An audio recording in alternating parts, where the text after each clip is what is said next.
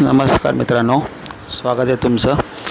तर गेल्या वेळी मी काही व्हिडिओज टाकले होते किस्मत 2025 या KP ॲस्ट्रॉलॉजीच्या सॉफ्टवेअरवरती.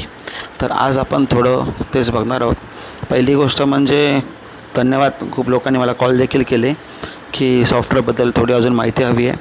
पहिली गोष्ट म्हणजे मी हे सॉफ्टवेअर विकत नाही आहे. मी कोर्स केला होता KP ॲस्ट्रॉलॉजीचा, तेव्हा मला या सॉफ्टवेअरची ओळख झाली आणि मी थोडं पुढे रिसर्च करत गेलो. तर किस्मत 2025 हे जे सॉफ्टवेअर आहे याच्यासोबत एक पेनड्राईव्ह होतो. तो पेनड्राईव्ह लावल्यानंतरला इथे ग्रीन लाईन येते. जर ग्रीन लाईन आली याचा तर सॉफ्टवेअर चालू आहे. तर ह्याच्यामध्ये जर आपल्याला कुठली कुंडली बघायची आहे, म्हणजे की एखाद्याची जन्मकुंडली काढायची आहे किंवा नवमास कुंडली काढायची आहे किंवा कुठल्याही प्रकारची कुंडली ड्रॉ करायची असेल तर सर्वात पहिलं आपल्याला जायचं मेनमध्ये हॉरोस्कोप. ठीक आहे. तर मेनमध्ये हॉरोस्कोपवरती जर आपण गेलो तर आपण इंडिव्हिज्युअल कुंडली बघू शकतो. मॅच मेकिंग म्हणजे जे लग्नाच्या वेळी आपण मॅच मॅचिंग करतो त्यालासाठी हा ऑप्शन आहे. आणि जेम्सटोन रिकमेंडेशन म्हणजे जे नवग्रहाचे धातू आहेत किंवा स्टोन आपण जे बोलतो की ते आपण कशाप्रकारे परिधान करू शकतो याबद्दलची इन्फॉर्मेशन दिलेली आहे. दुसरं म्हणजे प्रश्नकुंडली. प्रश्नकुंडली म्हणजे एखाद्याला जर का आत्ताच्या आत्ता एखादा त्याने प्रश्न विचारला तर सध्याच्या काळातलं आपण टायमिंग वगैरे घेतो आणि ते ॲटोमॅटिकली करंटली काय पोझिशन आहे त्याच्यावरून प्रिडिक्शन करतो. याच्यामध्ये आपण समोर जातकाला 1 ते 249 249 यामधला एक आकडा निवडायला सांगतो. तो आकडा आपण टाकतो आणि त्याच्यावरतून त्याचं प्रिडिक्शन केलं जातं की एखादी कसं माझं घर होईल की नाही, मी गाडी घेऊ की नको, किंवा एखादा केस म्हणून मी सुटेल की नाही. तर त्यावेळी जे चालू आहे त्यातला एक आपण आकडा घेतो आणि त्यानुसार प्रिडिक्शन बनवतो. रेक्टिफिकेशन म्हणजे बड्डेट आपल्याला माहीत नाही, थोडी पुढे मागे करायची असेल तर रेक्टिफिकेशन करतो. KP प्रिडिक्शन अगेन KPC's आहे, सब लॉर्ड्स आणि KP कप्स. तर सध्या आपल्याला मेनू म्हणजे 1 आणि 2 एवढ्याच गोष्टीचा उपयोग आहे. त्यानंतरला काही शुभ काळ शुभ मुहूर्त आपण बघू शकतो किंवा रिवर्स लग्न काल विभाग या काही गोष्टी आहेत, तिथी आहेत, त्याचं आपण ॲनालिसिस करू शकतो. आणि पूर्ण वर्षभरात होणारा ट्रान्झिट म्हणजे जसं आता गुरुचं ट्रान्झिट झालं आहे तर माझ्या मताने 2 का 3 जूनला, तर ते आता कर्क राशीत आलेलं आहे, गुरु उच्च राशीत. तर हे असं आपल्याला इथून प्रिडिक्शन करता येतं. तर सध्या आपण जाऊया हॉरोस्कोपमध्ये. तो ऑप्शन 1 हॉरोस्कोप. तर जेव्हा हॉरोस्कोपला आपण क्लिक करतो इथे पुन्हा बघा खाली ग्रीन लाईन आहे, ॲस्ट्रोकॉम सॉफ्टवेअर ग्रीन आहे. याचा अर्थ सॉफ्टवेअरला मी म्हणजे लॉक जे असतं पेनड्राईव्ह तो लावलेला आहे CPUला, त्याच्यामुळे इथे ग्रीन लाईन आली, अदर झाली नसती. आता इथे भरपूर लोकांच्या ऑलरेडी कुंडल्या इनबिल्ट आहेत, भरपूर लोकांच्या इनबिल्ट आहेत. तर याच्यामध्ये आपण त्यांच्या कुंडलीचा देखील अभ्यास करू शकतो किंवा स्वतःचा सर्किट करू शकतो. तर आता आपण इथे सुरू करूया की नाव टाकू, जसं की ABCD हे नाव आहे, त्याच्या पुढे मेलची कुंडली आहे. एखादी डेट घेऊया, जसं आज डेट आहे 18 जून 2026. तर आज ज्या बालकाची कुंडली असेल, आता वाजलेत 11, तर मी असं बघतो की सकाळचे 9 वाजलेत आणि त्यावेळी त्याचा जन्म झालेला आहे मुंबईमध्ये. जर मुंबई नसेल आणि दुसरीकडे असेल तर आपल्याला इथे भरपूर सारे ऑप्शन्स दिलेत, तिथे आपण चेंज करू शकतो. जसं मला आता लांबचं घ्यायचं, जसं सातारामध्ये एवढे सगळे आहेत ऑप्शन.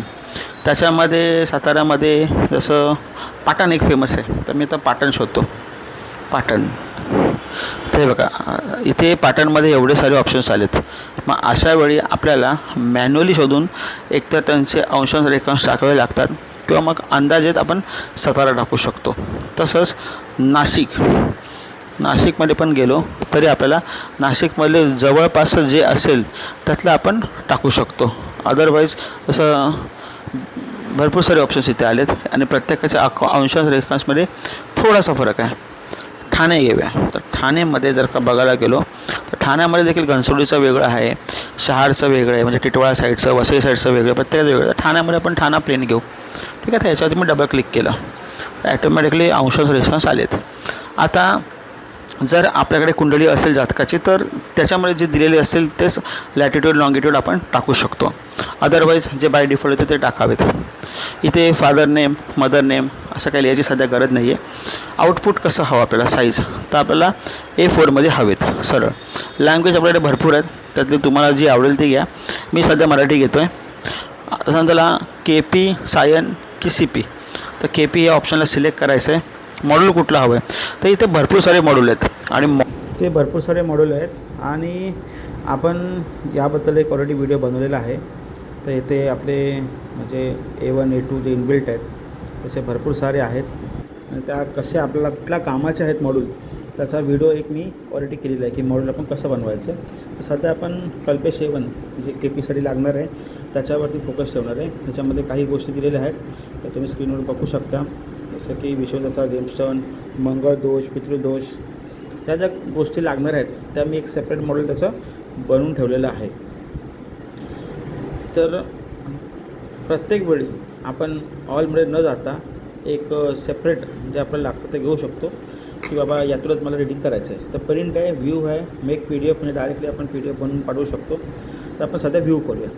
तर व्ह्यू केल्यानंतरला एक स्क्रीन ओपन होते, त्याच्यामध्ये 4-5 दशा असतात. तर आपण पहिल्या 4च घेतो कारण की नंतरच्या ज्या दशा आहेत त्या 2110 त्याच्या पुढे म्हणजे 100 वर्ष का माणूस सध्या जगत नाही. त्यामुळे आपण सध्या 4च दशा घेऊन पुढे चाललेलो आहोत. आता ओपन होत आहे केलेलं आहे. तर हे असं काहीसं इंटरफेस दिसतो.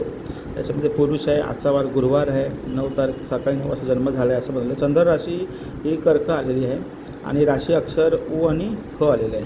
तर वरून उमेश वगैरे आपण नाव ठेवू शकतो. सॉरी उ नाही ड आहे. ड वरून आपण नाव तर सध्या सुचत नाही, पण ह दुसरा जो आहे ह वरून हेमंत आहे, हैरम आहे, हर्षल आहे, हर्षित आहे, अशी बरीचशी नावं आपण समोरच्याला सुचवू शकतो. तर मिथुन राशी ही सूर्यामध्ये आलेली आहे, हे देखील आपल्याला दिसतं. सूर्यराशी मिथुन आहे. योग पाया कुठला आहे, काय आहे, तर त्याला ऋतू कुठला आहे तर ग्रीष्म ऋतू आहे आणि बऱ्याचशा गोष्टी आपल्याला याच्यावरून समजतात. तर खाली आपलं नाव वगैरे येतं आणि आता पुढे जायचं असेल तर ग्रीन बटन एक असतं, हे लास्टला जातं. नसेल तर ब्लू बटन. पण ब्लू बटन दाबून जर पुढे जात नसेल त्याचा अर्थ हे पेज संपलेलं आहे, आपल्याला मॅन्युअली पुढे जावं लागेल. तर त्याचा पुढचा जो पार्ट आहे तो येतो पंचांगचा. तर आता पंचांगाला जेव्हा क्लिक केलं तेव्हा आपल्याला समजतं की बऱ्याचशा गोष्टी की जसं की अवघडा चक्र, घात चक्र जे आहे ते इथे समोर आपल्याला दिसायला सुरुवात होते. तर गण कुठल्याचा देवगण आहे, नाडी कुठली आहे, मध्य नाडी आहे आणि त्याचबरोबर चंद्रराशी आलेली आहे, श्रीचंद्र मीन आहे आणि वार कुठला, घातवार कुठला काय. त्यानंतरला 7.5 दिलेली आहे की आता 7.5 म्हणून जन्म झालेला आहे. त्यानंतर दुसरी 7.5 जी येणार आहे ती 2061 आणि 68ला आहे आणि तिसरीवाली 2090 ते 98ला आहे. तर अशा प्रकारे काही आपल्याला 7.5 देखील पाहता येते. आता ह्यातल्या ज्या कामाच्या गोष्टी आहेत त्या आपण जातकाला सांगू शकतो किंवा स्वतः देखील अभ्यास करू शकतो. पुढे आहे KP लग्न. KP लग्न म्हणजे लग्न कुंडली. तर लग्न कुंडली बघायला गेलं तर आपल्याला जे दिसतं 4 नंबर, याचा अर्थ कर्क राशीचं लग्न आहे. लग्न रास किंवा लग्न कर्कच आहे आणि कर्कच्या याच्यामध्ये गुरु आला आहे, तो सध्या उच्चच आहे कारण की सध्या गुरुचा ट्रान्झिट चालू आहे. त्याच्यामुळे गुरु ॲटोमॅटिकली लग्नामध्ये आलेला आहे. त्याचसोबत शुक्र पण आहे, चंद्र पण आहे आणि हे पहिलं घर असं आपण मानतो की हे पहिलं घर आहे आणि पहिल्या घरामध्ये याच्यात तरी शुक्र, गुरु, चंद्र आणि कर्क राशी, कर्क लग्न आलेलं आहे. तर आता हे दुसरं घर झालं. तिसरं, चौथं, 5वं, 6वं, 7वं, 8वं, 9वं, 10वं, 11 आणि 12 हे अशा प्रकारे आपण कुंडली मोजतो. तर शनी पण आहे, मंगळ पण 10व्या घरात आहे आणि 12व्या घरामध्ये बुध आणि रवी आहे. तर रवीसोबत बुध असल्यामुळे बुधाचा अस्त होतो.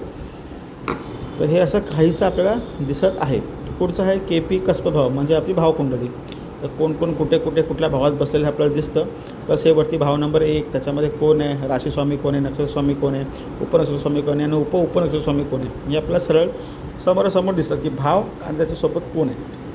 भावाशी जातं. पुढचं ह्याला सिग्निफिकंटला गेलो की आपल्याला समजतं कुणाची दृष्टी कुणावरती आहे, कुठला ग्रह कुठे बघतो आहे. तर मॅन्युअली न बघता आपण एक चार्टच्या माध्यमातून याचा अभ्यास करतो. नंतर आली विश्वमित्री दशा. जसं शनीच्या दशेमध्ये ह्याचा जन्म झालेला आहे. त्याच्या पुढे येते मग विश्वमित्री प्रत्यंतर दशा आणि मग ही दोघांची मिक्स होऊन ही दशा येते. तर विश्वमित्री अंतर्दशामध्ये सुद्धा शनी चालू आहे. त्याच्यानंतरला येतो बुध, मग केतू, शुक्र, रवी, चंद्र. आता बुध 2/7/2028ला संपला आहे म्हणजे सुरू झालेला आहे. 2/7/2028 ते 2/7/2045 पर्यंत म्हणजे गुरु 2/7/2028ला संपला आणि तिथून बुध सुरू झाला आणि बुध 28/11/2030ला संपलेला आहे. आणि ही एंडला शनीची महादशा येते 2/7/2045ला ही संपली आणि तिथून केतू सुरू झाला आणि केतू संपला 28/11/2045ला. तर हे असं काहीसं गणित चालू असतं की कोण कुठे राहतो आहे. आणि सध्याचं जर आपण बघायला गेलो तर ह्या दशा आणि त्यांच्या अंतर्दशा खूप महत्त्वाच्या असतात. तर अंतर्दशामध्ये तर शनीमध्ये कोण आहे, शनीमध्ये सध्या गुरु चालू आहे की गुरुचं सध्या ट्रान्झिट चालू आहे. त्यामुळे गुरु पहिलाच आलेला आहे. मग गुरुमध्ये कोण कोण आहे तर शनी, बुध, केतू हे अशा प्रकारे. मग बुधाची महादशा, बुधाच्या पहिली दशा बुधाची, मग केतूची, मग शुक्र, हे अशा काहीशा गोष्टी येत असतात आपल्याला पुढे पुढे पुढे पुढे. तर प्रत्येकाचं आपल्याला दिलेलं आहे की बुधाच्या महादशेमध्ये पहिली बुधाची दशा किती वर्ष असेल किंवा किती महिने असू शकते, मग केतू किती महिने असू शकतो, आणि अशा प्रकारे हळूहळू हळूहळू गोष्टी पुढे जातात आपल्या. जसं आता इथे बुध दिसतो आहे 3/11/2018ला संपला आहे. मग केतू संपला आहे, मग शुक्र संपला आहे. तर जी पण ग्रहाच्या समोरची तारीख असते तिथे ती दशा संपते, असं आपल्या अभ्यासातला हा प्रकार आहे. मी असा फारसा मोठा ज्योतिषी नाही आहे, पण जेवढं काही समजतं आहे तेवढं मी KP वरून एक्सप्लेन करायचा प्रयत्न करत आहोत. पण कसं असतं, दशा ही फार इम्पॉर्टंट नसते. जसं आता सध्या गुरुची दशा चालू होती, तर गुरुच्या दशेमध्ये बघितलं असेल तर भरपूर सारे चेंजेस झालेत प्रत्येक आयुष्यात. तसं पुढे ही नवमास कुंडली आली, लग्न कुंडली आली. नवमास कुंडली म्हणजे 9वं घर कुंडलीतलं थोडं आपण अजून झूम करून बघतो तेव्हा आपल्याला ही नवमास कुंडली दिसते. तर याच्यामध्ये कोण बसलं तर शनी बसलेला आहे आणि नेपच्यून बसलेला आहे. तर हे असं काहीसं पुढचं आहे. याच्या पुढे गेलो तर आपल्याला दिसतं काय काय तर मुंगा आणि पन्ना हे धारण करायला सांगितलेलं आहे. पण लक्षात ठेवावं की हे प्रत्येक वेळी खरं नसतं, सगळ्यांनाच हे लागू नसतं. काही लोकांना सॉफ्टवेअर अगदी एकदम अचूक रत्न देत सुचवतं, पण काही लोकांना नाही सुचवत. दुसरी गोष्ट, हे आपण जन्माला आत्ता झालेला बाळ आहे, त्याच्यामुळे जोपर्यंत संज्ञान होत नाही तोपर्यंत कुठल्याही प्रकारचं रत्न वगैरे ते सांगू नये आपण त्यांना, किंवा आईवडिलांना देखील सांगू नये की बाबा तुम्ही हे घाला आणि त्याचं जसं होईल. तर असं काहीच करायचं नाही आहे. जेव्हा तो संज्ञान होईल 22, 23, 24 वर्षाचा, त्याच्यानंतरला आता मंगळ एकदम डिग्री कमी बाद झालेली डिग्री एकदम खूप पुढे आहे. त्याच्यामुळे मंगळ स्ट्रॉंग करायला प्लस मेष राशीमध्ये येतो. त्यामुळे त्यांनी सुचवलेलं आहे की बाबा तुम्ही मुंगा घालावा. आणि बुध रवीसोबत आहे, तर बुधाचं असं झालेलंच आहे जवळजवळ, पण बुध पण एंडलाच आहे. त्याच्यामध्ये दोन्हींना थोडं स्ट्रॉंग करून त्यांचे फळं येण्यासाठी मुंगा आणि पन्ना हे 2 रत्न सुचवलेली आहे. पण याखेरीज बाकीची देखील रत्न असतात, ती प्रत्येक दशेवाईज किंवा त्याच्या अंतर्दशेवाईज सुचवली जातात. तर असं काहीसं आपण याचा अभ्यास करतो. तर याच्या पुढचं आहे की आपल्या दशामधल्या डेट वाईज की कुठल्या डेटला आपण कुठं घालू शकतो. पुन्हा एकदा बाळ हे लहान आहे, काल जन्माला आलेलं आपण दाखवलेलं आहे, त्याच्यामुळे एवढा याचा सखोल विचार करू नये. परंतु जेव्हा माणूस मोठा होईल तसे त्याला रत्न सुचवावेत. त्याच्या पुढे येतं मंगळदोष. मंगळदोष या माणसाला नाही आहे, खूप चांगली गोष्ट आहे. त्याच्यानंतरला कुठले ग्रह आहेत आणि त्यांच्यावरती आपण कुठले जरा जप ताप करू शकतो त्या गोष्टी. लास्टला आहे पितृदोष. पितृदोष हे खूप इम्पॉर्टंट असतात, त्यांनी खूप सारी कामं अडकलेली असतात आणि त्याच्यानंतरला हे जेव्हा निवारण केलं जातं त्यानंतर त्याची फळं खूप चांगली येतात. तर या कुंडलीमध्ये कुठल्याही प्रकारचा पितृदोष दिसत तर नाही आहे, पण असल्यास त्र्यंबकेश्वर मंदिराच्या इथे असं सांगितलं जातं की भरपूर साऱ्या पूजा वगैरे होतात. नारायण नागबळी झालं किंवा त्रिपिंडी श्राद्ध झालं किंवा अजून काय झालं ते त्यांनी पितरांचं, जसं आपण एखाद्या व्यक्तीचा मृत्यू झाल्यानंतरला कार्य केलं जातं तसं तिथेही कार्य केलं जातं. आणि ते आपलं रिच्युअलच आहे की 10वा 12 असतं, तसं तिकडे देखील केलं जातं. तर तिकडे जाऊन जेव्हा या गोष्टी केल्या जातात त्याचा बरेचशा लोकांनी सांगितलं की खूप सारा फरक पडतो, नडलेली कामं निघून जातात. पण त्यासाठी हे बघायचं असतं की पितृदोष आहे का. आता पितृदोष या कुंडलीमध्ये नाही आहे, तर ही खूप एक चांगली बाब आहे. आता पुन्हा आलो आपण इथे, तर काहीच समजत नसेल स्टार्टिंगला तर आपण ऑल घ्यावं. ऑलमध्ये दुनियाभरच्या गोष्टी येतात. दुनियाभरच्या गोष्टी म्हणजे सगळ्या प्रकारच्या येणार, पण ह्यात जेवढा अभ्यास कराल तेवढा तो कमीच आहे. आता ऑलचं पेज लोड होते, बघूया ऑलमध्ये काय काय येतं. थोडा वेळ लागतो कारण की मोठं मॉड्यूल आहे. आता ऑलमध्ये बऱ्याच प्रकारचे मॉड्यूल ॲड झालेले आहेत की बाबा ह्याच्यामध्ये सगळ्या गोष्टी आहेत. तर KP वाल्यांसाठी फक्त KPचे पार्ट आहेत, बाकीच्या सखोल अभ्यासकांसाठी दुनियाभरचे पार्ट दिलेले आहेत. त्यातलं हे जनरल प्रिडिक्शन खूप चांगलं आहे, जे तुमच्या कुंडलीत देखील प्रिडिक्ट केलेलं असतं ते वाचू शकता. इयरली प्रिडिक्शन खूप महत्त्वाचं असतं कारण की हे 1 वर्षाचं आपल्याला जातकाचं फळ सांगतं की येणारं वर्ष कसं असेल, आणि त्यावेळी त्या घटना घडतात. खूप वेळा त्या डेट्स मॅच होतात आपल्या घटनेशी. जसं आता गुरुचं ट्रान्झिट असल्यानंतरला तर बऱ्याचशा लोकांचा चांगले आणि वाईट दोन्ही अनुभव आले असेल, तसं प्रत्येकाचं काही ना काही लिहिलेलं असतंच की बाबा की या डेटला किंवा ह्या महिन्यानंतरला थोडी काळजी घ्या किंवा हे घ्या. तर असं एक जनरल प्रिडिक्शन असतं. असं प्रत्येकाचं तंतोतंत मॅच होत नाही, पण इम्पॉर्टंट कॅट्सचं डेट, प्रत्येकाच्या डेट या मॅच होतात बऱ्यापैकी. त्याच्या पुढे नक्षत्राचं प्रिडिक्शन आहे, ते देखील आपण बघू शकतो. त्याच्यानंतरला अष्टक वर्गचे पॉईंट जे आपण बघतो ते आहेत. 7.5चा विचार आहे. त्यानंतर विश्वमित्री दशा आहेत, प्रत्येकाच्या ग्रहावाईज दशा दिलेल्या आहेत. जेम्स स्टोन रिकमेंडेशन आहे, जेम्स स्टोनची इन्फॉर्मेशन पण दिलेली आहे. रुद्राक्षाचा काय तर रुद्राक्षाची पण माहिती दिलेली आहे. आणि त्यानंतर मंगळदोष विचार आहे, पितृदोष विचार आहे. तर हे काही गोष्टी मी ऑलरेडी माझ्या मॉड्यूलमध्ये इनबिल्ड करून ठेवलेल्या आहेत. ज्याला हवं तसं तो घेऊ शकतो. तर हे मेन तर पंचांग वरचं आणि बर्थ हे इम्पॉर्टंट आहेत. तर आता इथे जर का आपण कल्पेश A1च घेतो आहे मी, जे मॉड्यूल मी आधी दाखवलं आहे, तर जेवढं मला गरजेचं आहे तेवढ्याच मी गोष्टी घेतो आहे. अननेसेसरी बाकीच्या गोष्टी घेत नाही आहे.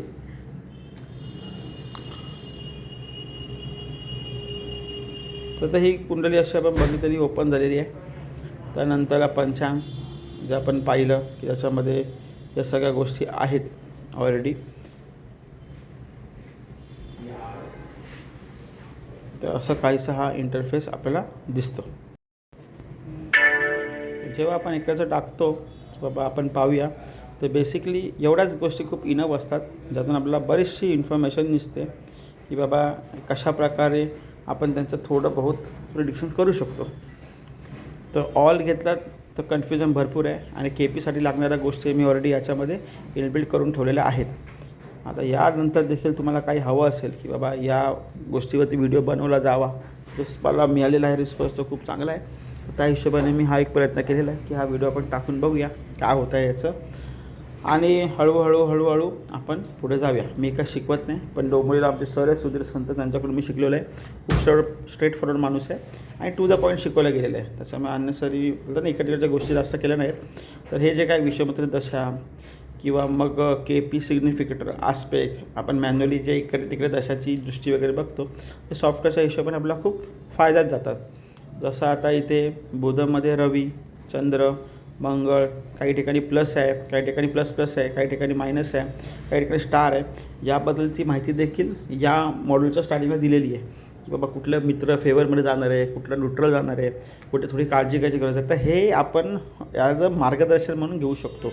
म्हणजे आपल्याला काही गोष्टींचा अंदाज आधीच लागलेला असतो की बाबा हा टाईम आपल्यासाठी चांगला नाही आहे किंवा हा चांगला आहे, तर थोडी काळजी घेतली पाहिजे.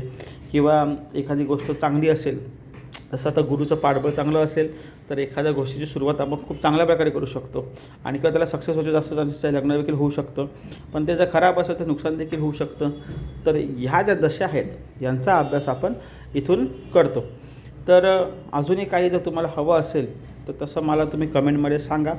मी एक प्रयत्न केलेला व्हिडिओ बनवायचा, जेवढं मला समजलं त्या हिशोबाने मी हा एक व्हिडिओ बनवायचा प्रयत्न केलेला आहे.